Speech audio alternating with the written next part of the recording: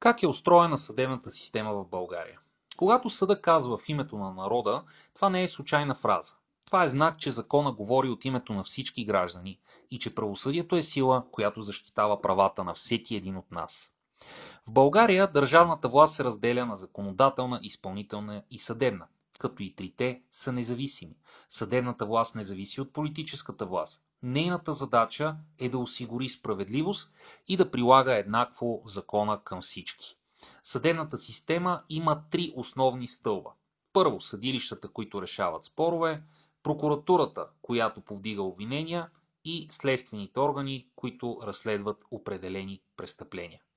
Тук трябва да споменем и Висшия съдебен съвет, който представлява съдебната власт, осигурява и отстоява независимостта и определя състава и организацията на работата на съдилищата, прокуратурите и следствените органи и обезпечава финансово и технически тяхната дейност, без да се намесва в нейното осъществяване. ВСС е своеобразния кадрови и управленски център на съдебната власт. Съдилищата у нас са подредени на няколко нива: районни съдилища, окръжни съдилища, апелативни съдилища и на върха двете върховни съдилища, Върховния касационен съд и Върховния административен съд. Отделно са военните съдилища. Всеки съдия, прокурор или следовател действа обективно и безпристрастно. Те се ръководят единствено от закона и доказателствата по делото.